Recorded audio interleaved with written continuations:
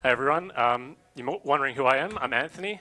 I co-authored the report with Clara, the chain code report, and this is actually my first Bitcoin event. So I do the Bit Devs in Perth, Australia, but I've never actually been to such an event, so a bit of an exciting time for me.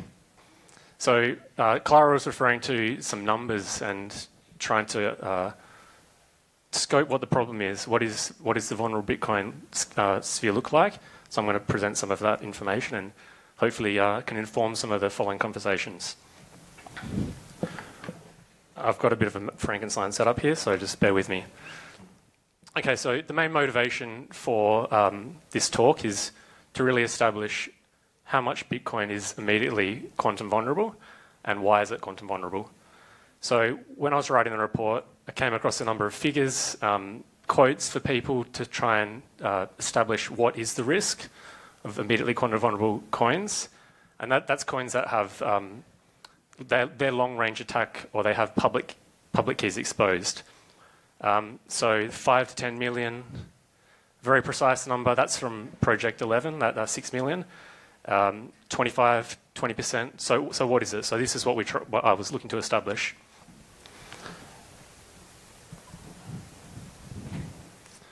Okay, so broadly speaking, there's probably three sources of quantum vulnerability, and I'm going to be looking at what they look like roughly now and what they've looked like through time.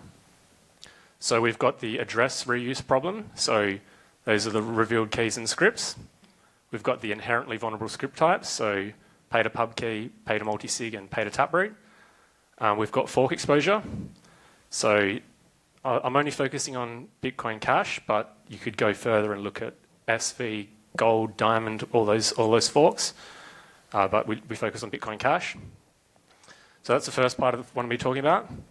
The next part is the vulnerability assessment. So I know some people have shown figures around the top 10. Jameson Lott's done this. I looked at the top 1,000 just to see what things look like when we dive a little bit deeper. And also, what are some implications for the migration efforts or the burn and steal decision conversation? Okay, so this is the headline. So it's a bit higher than what Project 11 came up with. It's about 6.5 million. And that's 32% of the total supply, the current supply. 70% of that is address reuse. So that's a significant problem. And as Clara was saying, and some of the cheers, don't reuse addresses, all right? The inherently vulnerable coins, so that's about 1.9 million, 30% or so. Overwhelmingly, that's pay to pub key.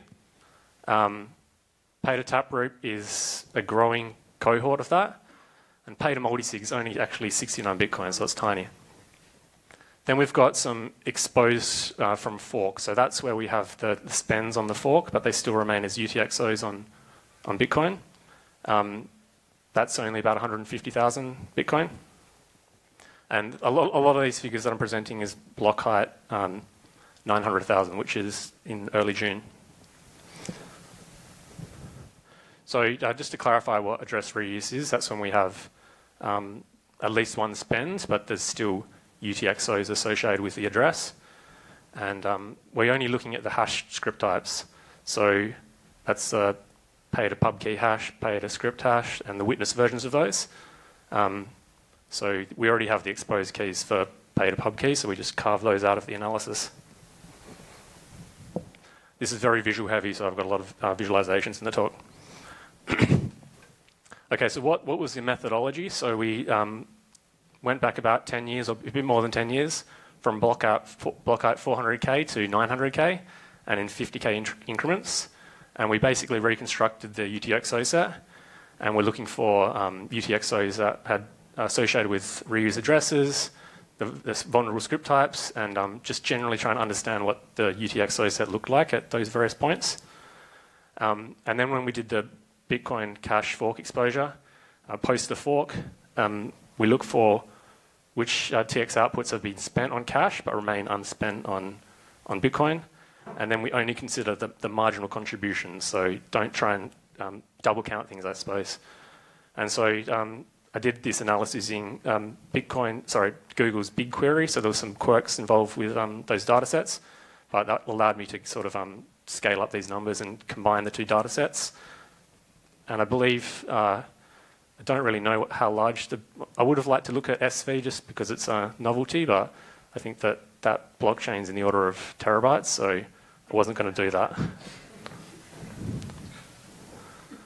All right, so this is what it looks like from the 400K to 900K. So the below the line, the red line represents the sort of the Bitcoin only exposure, and then the pink bars represent what the Bitcoin Cash fork exposure looked like. So as you can see, after the fork, a heap of people dumped their cash, but they still kept their UTXOs unspent on Bitcoin. And then over time, people have transacted on Bitcoin and reduced that figure. So what we're looking at the moment, yeah, 6.5 million, but it has been increasing recently, and we'll look at why that is. This is just another way of spinning the data, so breaking it down into the various constituents. So although I said we've got 3 categories, I've broken out Taproot from that inherently vulnerable script type. So we've got the red, which is the pay to pub key and pay to multisig. The teal, which is the pay to Taproot.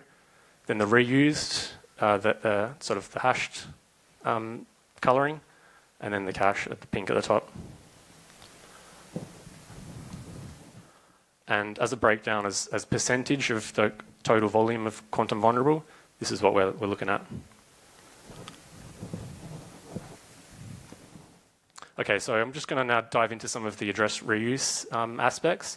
Just some caveats up front. So maybe not all of the script outputs are immediately vulnerable. There might be some non-signature mechanisms there, so I haven't been able to tease that out yet.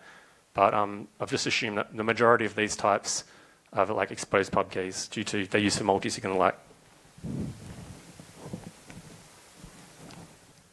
Okay, so address reuse is a growing problem.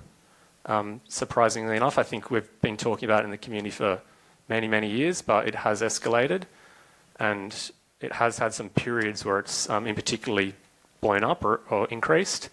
So between block height 500 and 550, perhaps that was that first like retail wave and the first adoption wave. People weren't using good practices. People were just sort of YOLOing into the space. And perhaps the exchanges had their operational procedures. They weren't really what they should be, and maybe still aren't. But maybe that explains the huge explosion from 500 to 550. And then more recently, it's sort of been gradually increasing, and I'm guessing that it might be to do with ETFs and the financialization side of things. So it has definitely been on the increase. And yeah, we need to get the message out there. We need to stop reusing addresses. Like, let's get onto this, and we can really make a dent in the volume of coins that are quantum vulnerable. So just have a bit of a look at, I guess, address reuse and UTXO sitting in those addresses. So just a definition of the unique address, that's an address that has at least one UTXO at each block height. So it's got value holding within that, against that address. An address reuse is the percentage of those that have been reused. And then the UTXOs in the reuse addresses is the percentage of UTXOs that belong to a reuse address. So I'll just talk to it. So we currently have less than 20% of addresses are reused, but overwhelmingly they hold 60% of the UTXOs. A majority are single use, which is good, but what's this saying is that when people reuse addresses, they reuse them aggressively, right? So a minority of the addresses account for a majority of the reuse.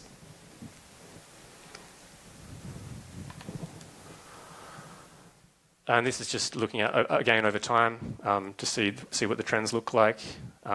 Massive escalation.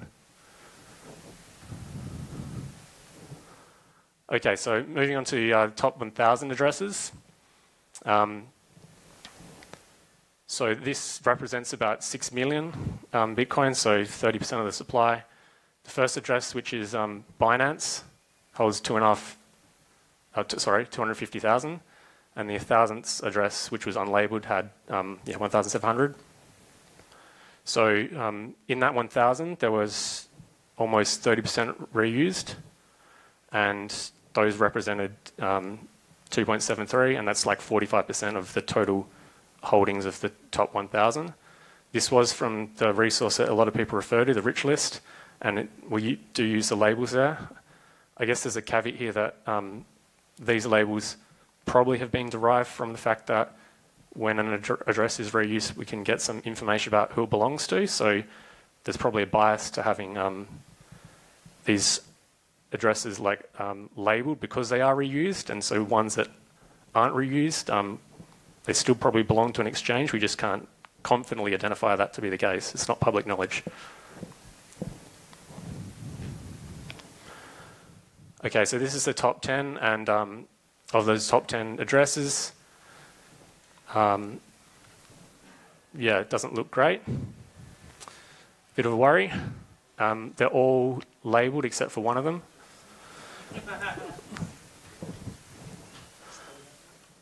Yes, thanks. Stole it. Jameson, thank you.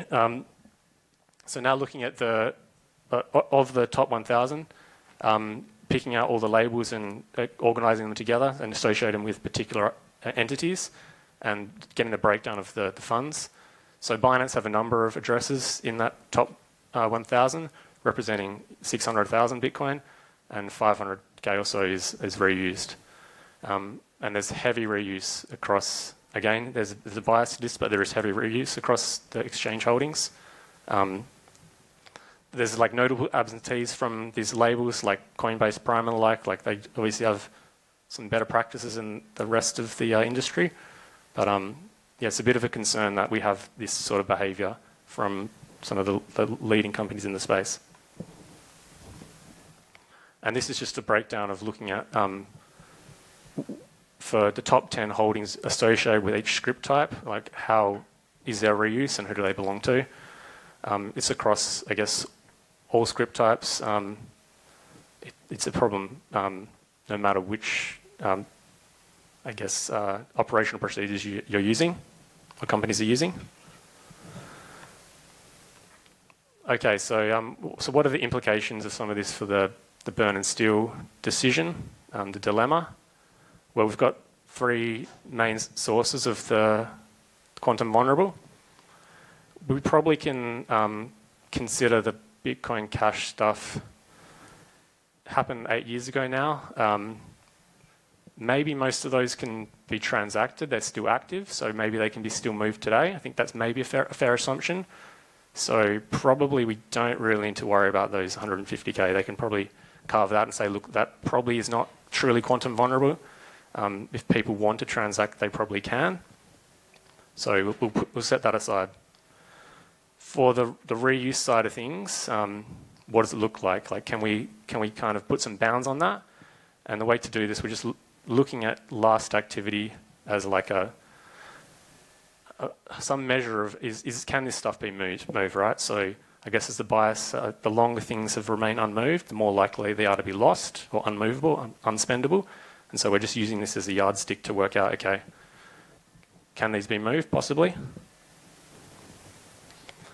So this is looking at the reused addresses and the last activity of when there's been last active, like a transaction against an address. Thankfully, a lot of the coins are regularly transacted recently, and so since block 850, that's like 94% of the holdings of the reused addresses. So just a recap, like so 4.5 million are reused, so about 4.2 million are very recently moved.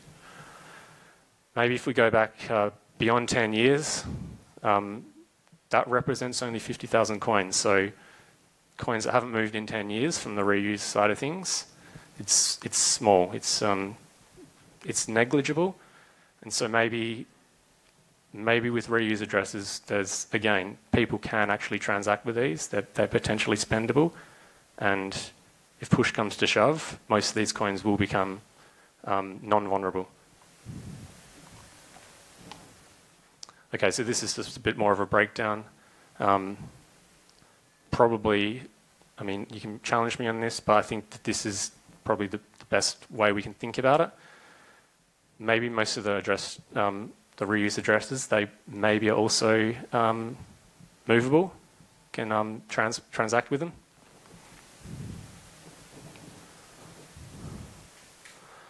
Okay, so what about the inherently vulnerable script types? So pay to pub key. This is a separation of what transactions are coin-based transactions and what are not. So what has been mined and what was actually like an organic transaction. And overwhelmingly, they're block rewards. So new UTXOs are not being created, though maybe there was one in the last few weeks or so, I think someone pointed out. But largely, like, there's been no activity for some time. They've obviously got significant value, and it's like historical, I suppose.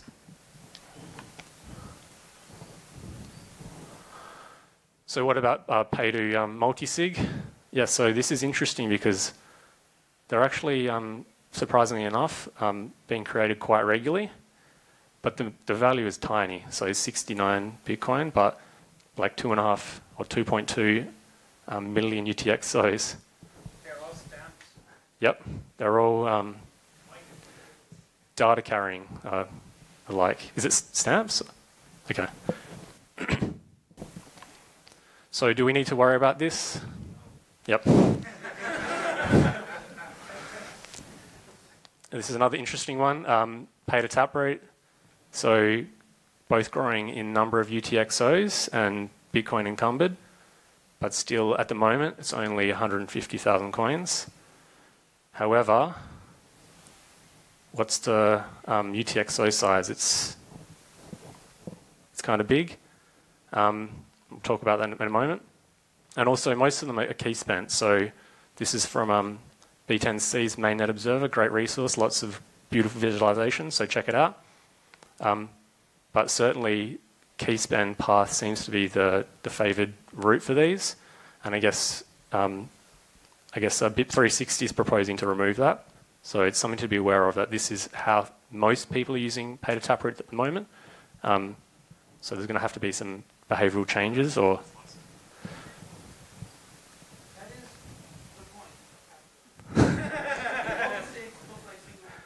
Yep.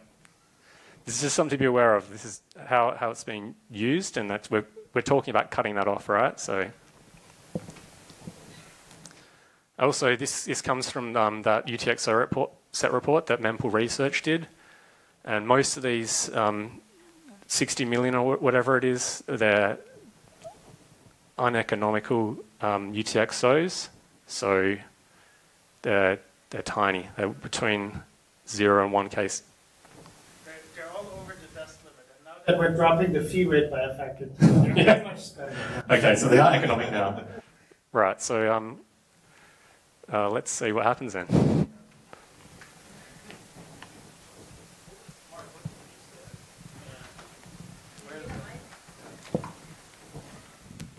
So all of these are above dust fee rate, and since the mempool cleared in February, now transactions are spendable again at 1 sat very reliably. It clears like every day.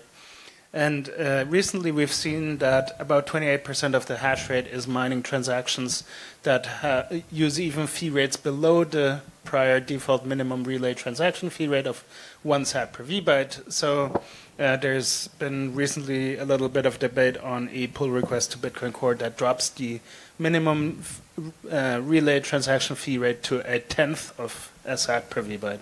And so a lot of these UTXOs were created in the context of ordinals or inscriptions, and they could be collected, especially at 1 sat per vbyte. It would make sense to collect them. There's a lot of small amounts tied up with there that would, if you consolidate them, amount to something.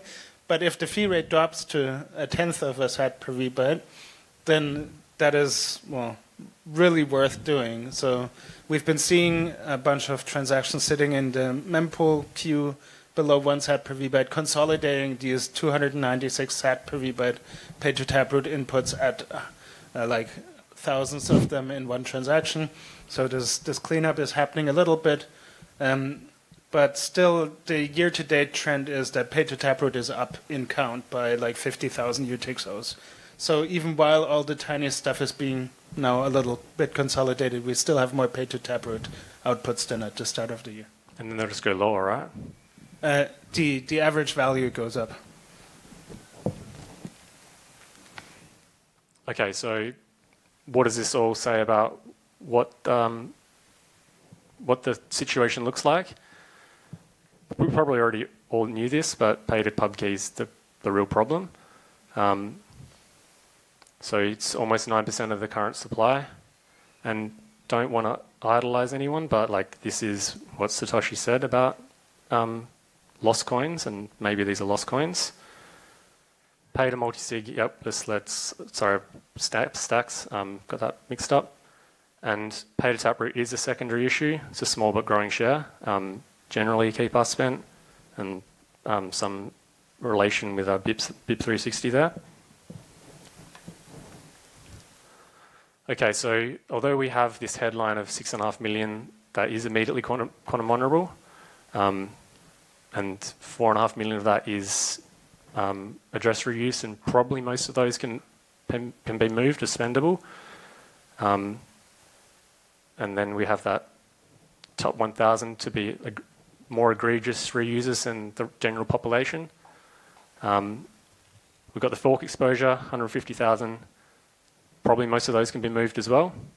So maybe we don't need to worry about that. Paid pub key is a problem. Probably they're not going to move. And then we've got the paid taproot, key path favored, BIP360, all that. So if we round it all out, it looks like maybe of that 6.5 million, we have more like 2 million that were a cryptographically relevant quantum computer to land. That's what it looks like. The other stuff probably can be moved. Okay, so this is what the magnitude of the problem we're facing. And that's it. So thank you.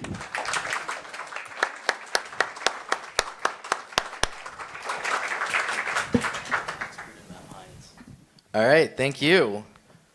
We got a question? Was that what that hand was? Yep. All right, go for it. Let's get you a mic. Where's the question? Hey, one thing I'd be curious about is, I know earlier we were talking about the bare multisig or the multisig stuff being stamps, which are going to be like unprunable. So I guess, or sorry, unspendable. But I'd also be interested in some of your data points if maybe you delved in more into the degeneracy of the JPEGs and stuff, because I think there's a lot of address reuse with the inscriptions and stuff like that, and I'm actually really curious to know how much of that address reuse that you showed for your charts and stuff is actually people doing stuff with the NFT markets and stuff like that. Yeah, there's definitely more to look at. This is kind of like the phase one, so we've planned out to do this preliminary analysis of the data and then look a bit deeper into questions like that. So how can we kind of categorize this, or can we qualify this a bit further? And what actors are doing what, and where is this reuse coming from? Try and put a finger on it a bit more. So it's definitely an open question and something we've got to look into further. I could add a little bit more to that question, by the way. Another thing I would point out is that most of the JPEG shenanigans happens in Taproot wallets. They use that to distinguish, like the Taproot address, the BIP86 derivation path. They like to keep the JPEGs in the Taproot address. So, like, it doesn't really matter necessarily whether you reuse that address or not, because the P2TR is potentially vulnerable. Hi.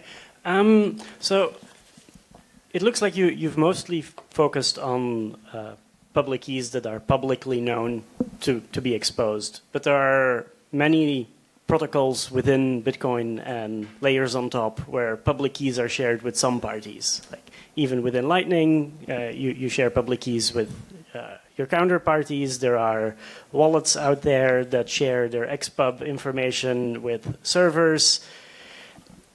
have you considered, have any opinion on what the amounts of those should be? Because it seems to me those are things that should be considered in this context too.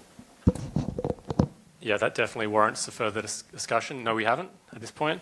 I think they're not public in the sense that everything else is public, right? So you've shared your XPub with Unchained, for example. Is Unchained going to then approach someone with a cryptographic quantum computer and say, hey, look what we got? There's some perverse incentives with that kind of setup. But no, that's further research to understand what that problem looks like. Yeah. Next to you, Austin, left. Thanks for the interesting numbers. Do you have also a number on the actual UTXO amount? Not the amounts, but the UTXOs. So how many UTXOs are in all those vulnerable addresses? I do, but if you want to bring up the slides again.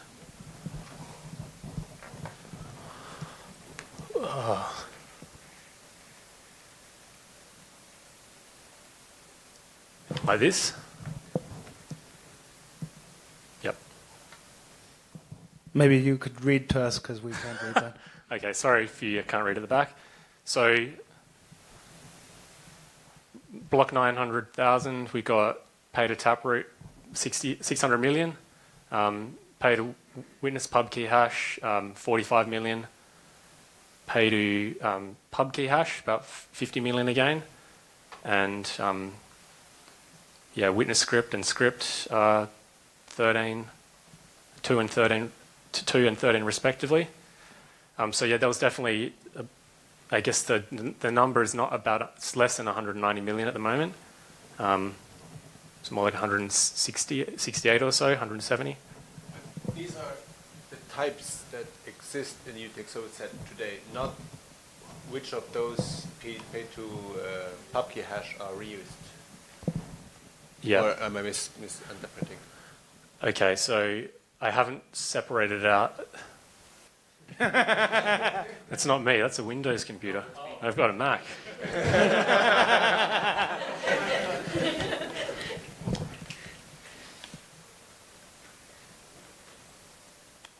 I'm not sure if I've got it in here.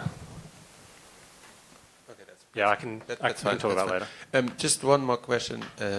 You mentioned the address use for the top 1K addresses, and it's mostly like exchanges, and I obviously don't disagree that address use in general is bad. But I also think on the other side, it's a huge transparency increase if you have these public addresses from the exchanges. So, I mean, it's obviously not the best case of how you would do proof of reserve, but it's a case and people seem to trust it, and it gains trust in the exchange and stuff like that. Have you any opinions on how you would do that in a non-address reuse case? Well, I guess Sorry, could you say again what the supposed benefit is?